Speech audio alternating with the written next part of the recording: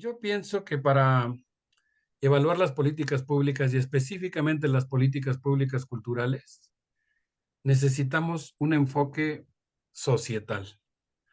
Y le llamo societal a esto que Gramsci plantea como la relación entre la sociedad y el Estado. Es decir, yo no pensaría las políticas públicas solamente como una atribución del Estado, no pensaría que ese es el criterio con el que las podemos evaluar, sino que pienso que nosotros tenemos que evaluar las políticas públicas y particularmente las culturales, pensando en la relación entre la sociedad y el Estado, en qué sentido esa relación eh, avanza cualitativamente en términos de un mayor protagonismo de la sociedad, pensando sobre todo en los grupos subalternos, o si por el contrario, pues lo que avanza es el mercado, la mercantilización, o incluso el propio Estado, pero imponiendo su propio punto de vista en función de necesidades pragmáticas, inmediatistas. Y yo creo que en materia de políticas culturales, en el caso del gobierno actual, pues hay una serie de avances que yo creo que vale la pena reconocer, que es pues hasta un ejercicio psicológicamente saludable, reconocer que el cambio no ha sido resultado del arribo de un nuevo gobierno, sino que el arribo de un nuevo gobierno ha sido el resultado de una serie de profundas transformaciones sociales de una sociedad que decidió impulsar cambios. ¿Qué tal le salió ese impulso? Pues hay que evaluar justamente. Yo creo que hay que valorar qué está pasando, pero creo que en esa evaluación yo distinguiría, digamos, tres tipos de rasgos en las actuales políticas públicas culturales. La primera sería la de recoger y plasmar de manera institucional avances de luchas sociales que tienen muchos años y que afortunadamente se están reflejando de diversas maneras en políticas gubernamentales. Pongo un ejemplo concreto que tiene que ver, por ejemplo, con las reformas a la Ley General de Salud y el reconocimiento que está haciendo la Secretaría de Salud a la medicina tradicional y a las parteras tradicionales. Yo lo incluyo en las políticas públicas en materia de cultura porque obviamente tiene que ver con la cultura el hecho de que se reconozca en México la existencia de un sofisticado sistema de salud tradicional pluricultural del que echamos mano todos los mexicanos en cierto momento y que forma parte muy importante del estado de salud de los ecosistemas y de millones de personas en México. Entonces, si lo que teníamos era una actitud meramente colonizadora de negar los conocimientos tradicionales como si fueran supercherías, incluso criminalizarlos, pues siento que es un avance en materia de políticas públicas culturales reconocer esa pluralidad epistemológica en términos de la medicina.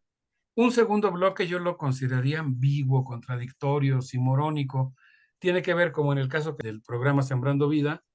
con cosas que son como híbridos, ¿no? Que de repente pudieran parecer un cierto avance en términos de que pues es mejor pensar en plantillas de siembra que aspiran a tener algún elemento de agroecología, aunque por otro lado, pues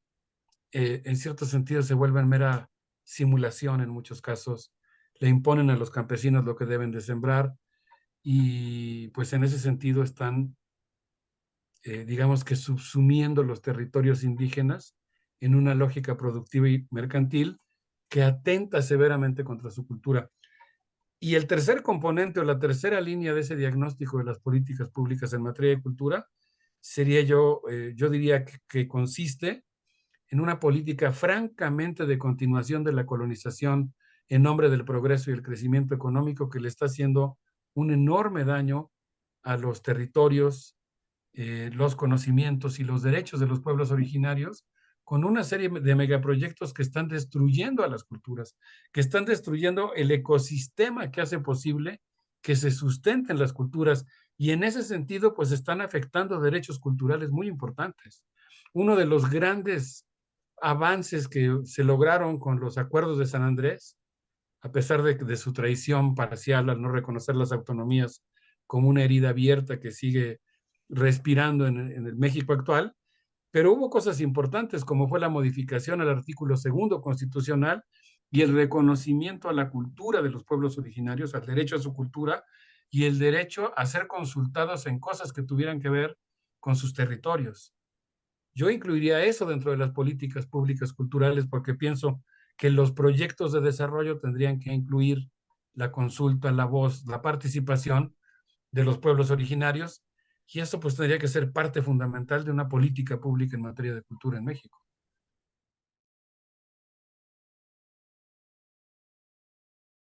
Y bueno, yo quisiera poner un ejemplo de algo que me parece que es ejemplo de una política cultural errónea. Quisiera hablar del programa Sembrando Vida. Lo voy a hacer, quizá vale la pena que haga una justificación, pensando en algo que dice un profesor entrañable de la Facultad de Filosofía y Letras en un libro que nos legó. Bolívar Echeverría dice en su texto La definición de la cultura, que la cultura no es solamente una superestructura, una cereza que se le pone al pastel en la parte de arriba. La cultura está inmersa en, en la producción, en la manera de trabajar. Y si nosotros queremos tener un país ecológicamente sostenible, nosotros necesitamos aprender muchísimo de los pueblos originarios y necesitamos recuperar su sabiduría y su noción de belleza y de bien. Y ponía yo el ejemplo del programa Sembrando Vida porque en una serie de ejercicios que hemos recogido de reflexión de los compañeros celtales, por ejemplo, la realizada o digamos recogida, registrada por un gran amigo celtal, Sebastián Hernández, en el ejido Jerusalén, en el municipio de Las Margaritas, Chiapas. Él dice que cuando llegó el programa Sembrando Vida, los campesinos se sentían muy animados porque pensaban que iban a tener la oportunidad de sembrar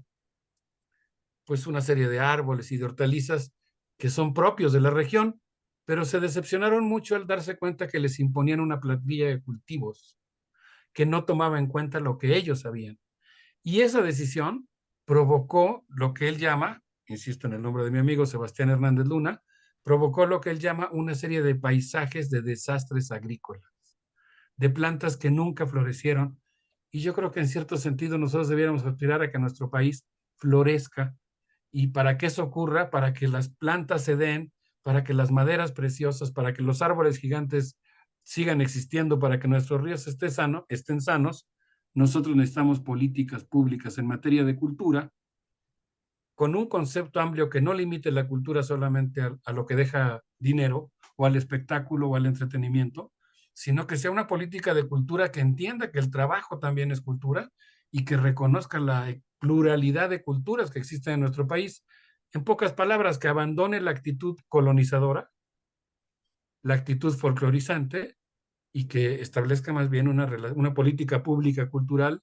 que sea dialógica y que tenga un ánimo de una propuesta participativa descolonizadora. Pues México tiene una enorme riqueza de comunidades que hacen cultura de muy diversas maneras y me parece que plantear la idea de una consulta es un buen principio metodológico porque las políticas culturales, como el resto de las políticas públicas, lo ideal pues sería que respondan a criterios democráticos en el sentido de que hayan sido resultado de un proceso de deliberación colectiva, de discusión con las personas que van a ser afectadas por ellas y desde luego pues de, digamos, refinamiento del desideratum de las comunidades, de los colectivos. A mí me gusta mucho un libro de un gran filósofo alemán, Ernest Bloch, es su texto El principio Esperanza, es un texto que a mí me conmueve profundamente por hablar de la importancia que tiene el deseo y el refinamiento del deseo, ¿no? El papel que le asigna a los sueños diurnos y la necesidad que tenemos también de cribar nuestros sueños y nuestras fantasías para seleccionar aquellos que nos parezcan dignos de luchar por ellos para que se conviertan en realidad. Y en ese sentido, yo creo que las políticas públicas sobre la cultura pues tienen que ser resultado de un ejercicio dialógico en el que las propias comunidades vayan estableciendo cuáles son sus deseos y todos los que participan en la creación de la cultura, el Estado, sus diversas instituciones, los artistas, los científicos, los humanistas, los diversos pueblos, los creadores en general, pues vayan concertando y construyendo una opinión común. Yo quisiera referirme específicamente a un ámbito particular de las políticas públicas que tiene que ver sobre cultura, que tiene que ver con la urgente necesidad que tenemos en México de construir una sociedad pluricultural inteligente, inteligente en el sentido de que no desaproveche su propia sabiduría, su propia inteligencia, que no aparezca como una sociedad que tiene un cortocircuito en el cual cierto sector elitista de la sociedad niega lo que otro sector sabe. Y me refiero específicamente al hecho de que nosotros vivimos en un país que tiene una enorme riqueza en materia de pueblos originarios y de diversidad cultural. Y si queremos afrontar de manera inteligente el siglo XXI, si queremos, por ejemplo, conservar nuestros recursos naturales, necesitamos preservar nuestra diversidad cultural. Porque pues los pueblos originarios, gracias a su cultura, a su cosmovisión, a sus valores y a sus principios, pues han sido actores fundamentales en la conservación de los muy diversos ecosistemas que existen en nuestro país. Los pueblos originarios son co-creadores de esos ecosistemas. De tal suerte que desde mi punto de vista, pues una política pública en materia de cultura, voy a referirme, insisto, a un solo ámbito. Yo sé que la política cultural tiene una larga lista de elementos que habría que considerar. Yo me refiero a uno particular, pues tendría que ser una cultura, una política pública sobre cultura que aspire a producir una justicia epistémica, una sociedad en la cual todos los saberes de todas las culturas sean reconocidos y tomados en cuenta. Y eso significaría que nosotros construyéramos una sociedad pluricultural inteligente,